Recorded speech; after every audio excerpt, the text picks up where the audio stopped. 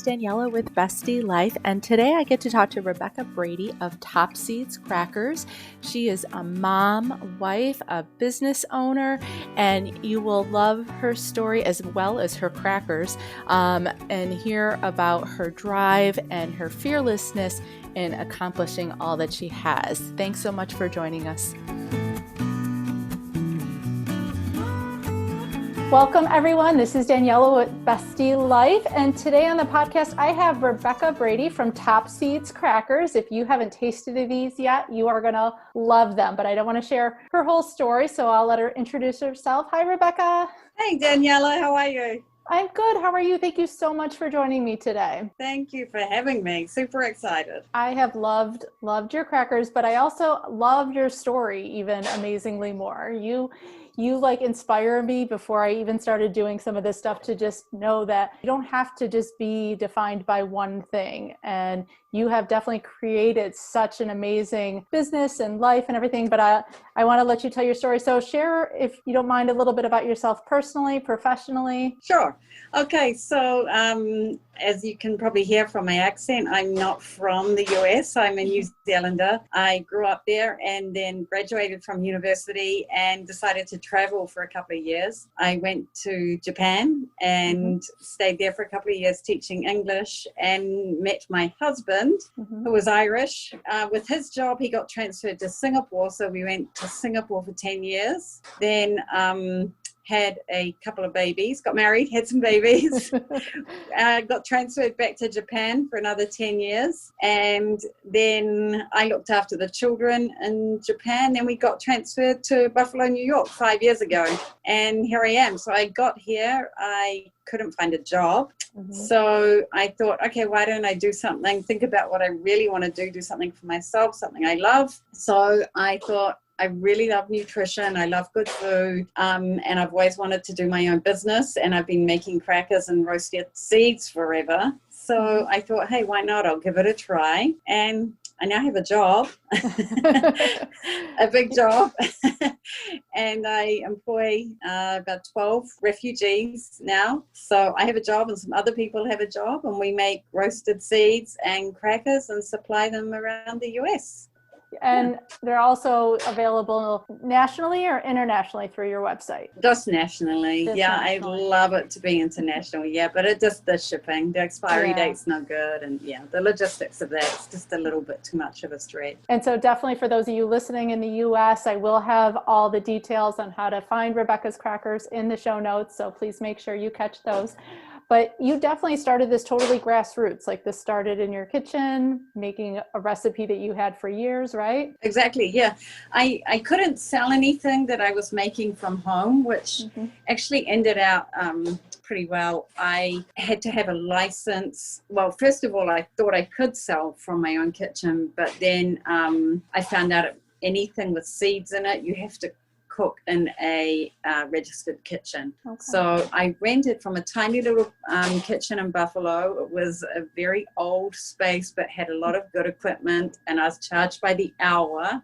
So I really went 100 miles an hour to make sure I didn't waste any money and any time while I was there, and then started off in horse feathers, farmers market, selling them there. And then in winter, and we'd get like 5 customers a day. It was really slow and quiet, but it was a really good way to start. Yeah, it was a lot of fun. And I love that you're giving back and employing refugees and, really having a mission a little bit behind your business as well. Yeah, it's a lot of fun. They're a great pool of labor, great group of people. We have a lot of fun. We have some weird English going on. There's a lot of sign language. They're trying to decipher my New Zealand accent. It's a lot of fun. It keeps things interesting. That's great. So what about for you personally? What does your bliss, your happiness look like to you? Okay. Sounds a little cliche, but really family and friends.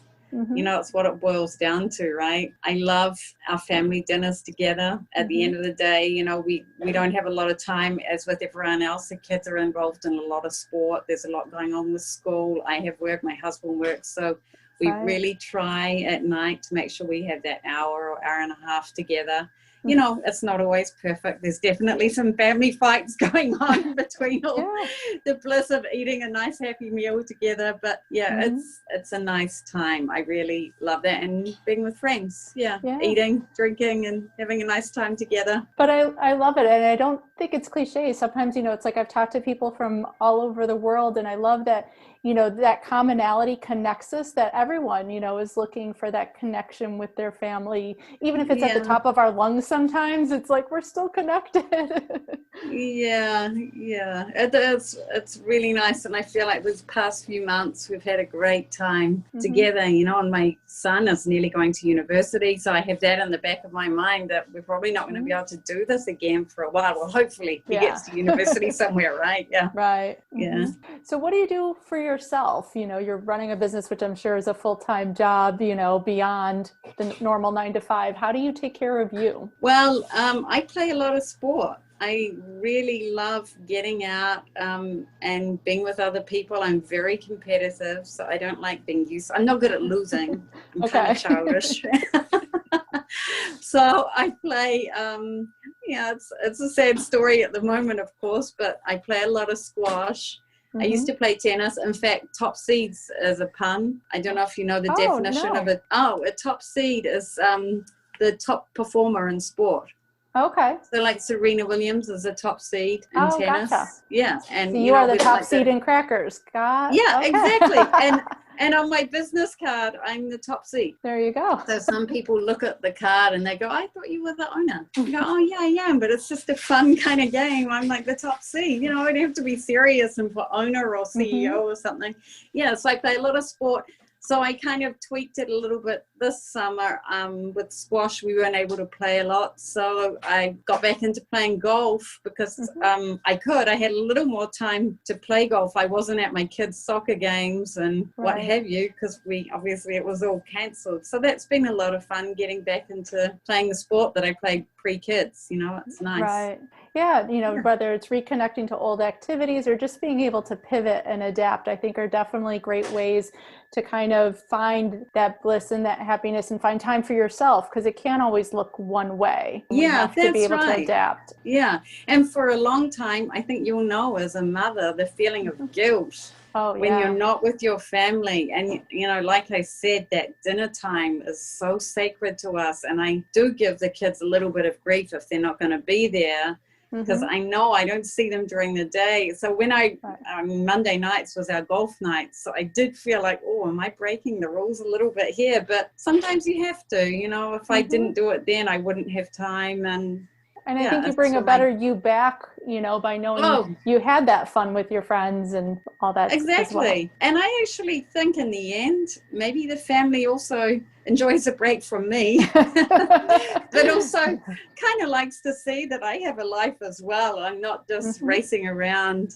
doing everything for them. You know, I do my own thing and have pride in what I like to do myself and enjoy my life as well. And I do, you know, I know you've got 2 daughters and a son, you know, to model for your girls that it's important to take care of yourself as a mom and a working mom and all those other things, that you are still at the top of your list in some ways also. It's a great, that's right, mentorship for them. And it's very easy because I know if I go home, the house is going to be a mess and I'm going to spend half an hour, you know, just cleaning down the island, throwing clothes in the washing machine, sweeping, whatever, cleaning up from the day's mess. But I'm far better to go out and do something for myself and not worry about it. Doesn't matter if things are a little bit chaotic at home. I've got to, like you said, I come back a better person, look after myself, and then go back and clean up the mess.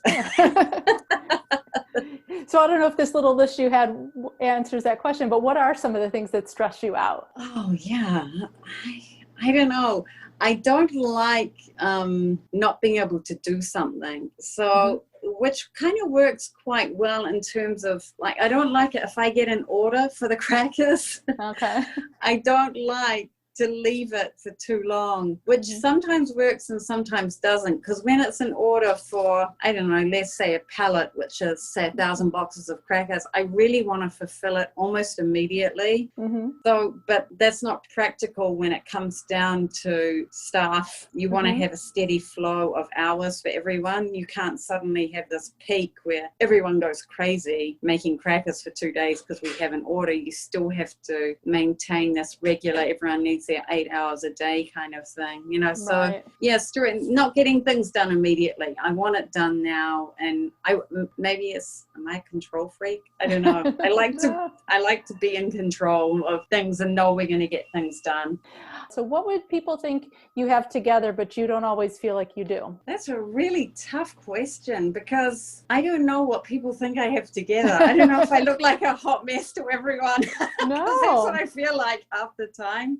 I don't know. Maybe people think I know where I'm going with Top Seedz or what will happen with Top Seedz, but I really feel like that's a little bit of an unknown, and it's something that probably changes regularly, what I see where we're going or what we'll do. Okay. Yeah. No, definitely, you know, because you never know what people are kind of placing on you as far as their thoughts and things like that. But I love that you don't even think about it, because it doesn't, you know, stay in the back of your mind that you're trying to live up to somebody else's expectations. You're just going forward, doing your thing, and that's great. Yeah, I don't know if I've ever really been very worried about what people think. You know, I do. I'm definitely not extremely organized and well made up all the time. So I guess I know that, well, I don't know, you know, it's a tricky question. Yeah, no, absolutely.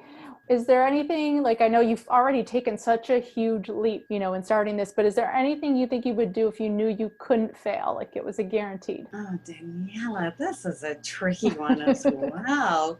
I feel like I would, if I want to do something, I just go for it. I can't think of anything off the top of my head. I mean, see, this is why you inspire me, because you go, you do, you're not thinking about people judging you. You're just, which is amazing, you know? And if I want to do something, I'll go and do it. I can't imagine putting myself forward to do any public speaking. Okay. Yeah, no, I don't know. I just come up with a plan and do something if I want to do it. Yeah. No, sorry. Is there anything you would add if you knew you had more time? Because you're obviously already so busy juggling different things. Like, it give you like a magical 3 extra hours. What would you do? I think I would travel. Okay. Yeah. With my family. We love to like go and explore new cities. And, you know, I have a reminder that's popping up on my phone. Our plan is, hopefully we can do it, is to backpack around Europe together and go to maybe 10 different cities next summer. So I am crossing my fingers that we can do that. Like I said, my son is heading to university, so it's probably one of the last chances that we could do it all together. And when the kids were younger, you had to be a little more maybe precious about where you stayed. You couldn't just rough it. But now they're, you know, teenagers. We can just fill a backpack and get on a train, get off a train, hop around, see as many cities as we can. I mean, it's time, right? If we all had that time that we could do it, or of course there's money involved as well. Well, this is just more magical. Like I said, you've got unlimited funds, unlimited time.